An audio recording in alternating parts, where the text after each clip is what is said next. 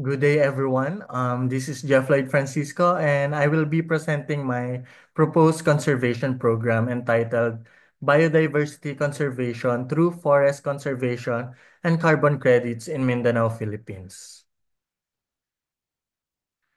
The Philippines is one of the world's mega-diverse countries, housing a significant percentage of Earth's species, many of which are endemic.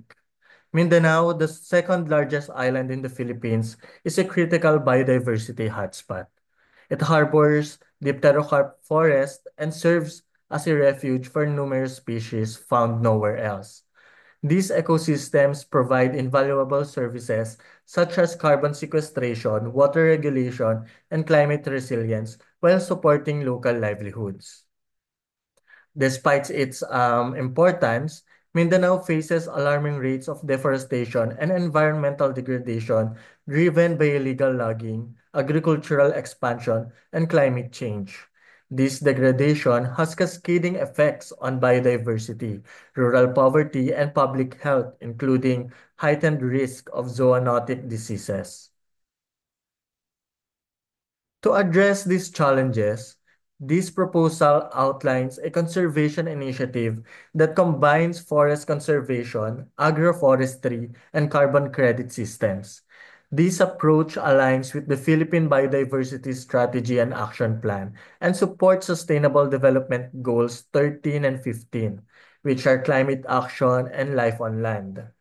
By integrating biodiversity conservation with socio-economic development, the initiative aims to restore habitats, mitigate climate change, and enhance community resilience. This project aims to promote biodiversity conservation and climate resilience through afforestation, reforestation, and revegetation or ARR initiatives in Mindanao, Philippines, targeting degraded ecosystems that are critical habitats for endemic and endangered species. So specifically, this project aims to restore 1,000 hectares of degraded forests in biodiversity hotspots in Mindanao. Second is to implement community-driven carbon credit systems to support conservation and improve livelihoods. Third is to enhance ecosystem services to mitigate climate change and strengthen pandemic resilience. Fourth is to protect critical habitats for endangered species, ensuring their survival and ecological roles. This initiative is expected to contribute to solving interconnected challenges like poverty alleviation, climate change mitigation, and pandemic resilience. The project will be implemented over 5 years, divided into three phases. First is the preparation, second is the implementation, and lastly, monitoring and scaling.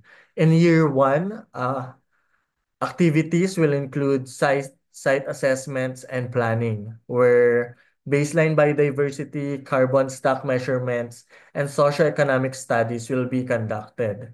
Nurseries for native and agroforestry species will be established from months 3 to 12, covering materials, labor, and equipment.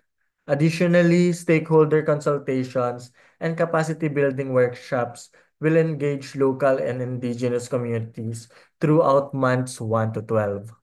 During years 2 to 3, the implementation phase, key activities include reforesting 1,000 hectares with native trees and agroforestry crops like cacao and coffee, and the establishment of wildlife corridors to connect fragmented habitats for biodiversity movement.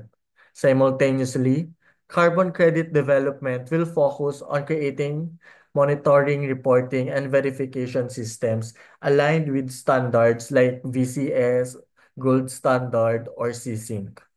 Finally, in years 4 to 5, the monitoring and scaling phase, activities will involve monitoring biodiversity and carbon sequestration outcomes through surveys, scaling up successful intervention with the sustainability roadmaps, and implementing community development programs to establish small enterprises such as ecotourism and agroforestry product ventures.